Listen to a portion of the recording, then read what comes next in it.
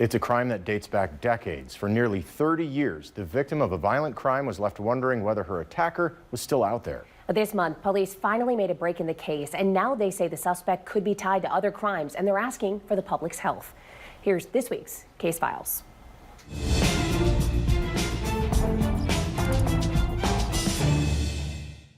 It's a small town with just a few thousand residents. The village of Clinton is tucked along the northern border of Lenawee County, Michigan. Back on November 28, 1992, a young woman was inside of a home on Courier Street. She was 27 and was home with her own children and babysitting multiple others. As she's watching these children, a man comes in the unlocked back door.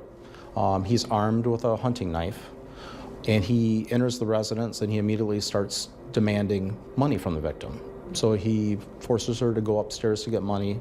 She provides that to him, and then he sexually assaults her. Police say the man eventually left and the victim called 911. Investigators interviewed the woman, a rape kit was performed, police even made a sketch of a possible suspect, but the crime went unsolved. As time ticked by, the case went cold.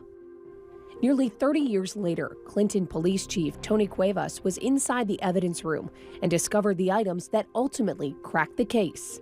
A lot of old files, unfortunately, they kind of get lost. You know, this is pre-computer, this is, we're talking pen and paper and typewriter, and in this particular case, we had cuttings from the victim's clothing. Small pieces of DNA evidence that could be sent to the state crime lab and entered into CODIS, a crime database that launched in 1998. Investigators quickly got a hit. The suspect, Ricky Bixler.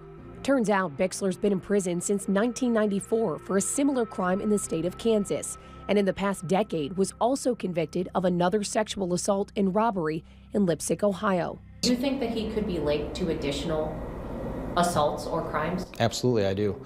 I think that when you look at the circumstances surrounding our case, and then you look at the circumstances surrounding the Leipzig, Ohio case, they're almost identical.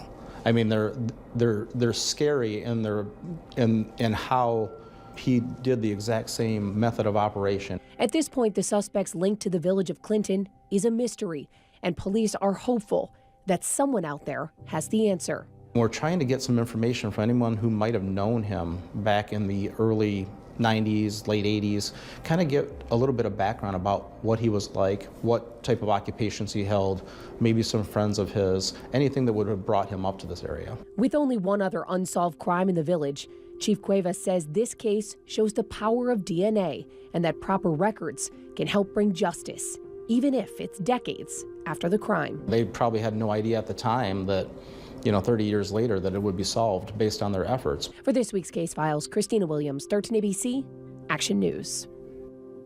Now, if you have any information about this case, you can contact Clinton Police. The number's right there on your screen. And if you have an unsolved case that needs attention, you can email me, casefiles@13abc.com.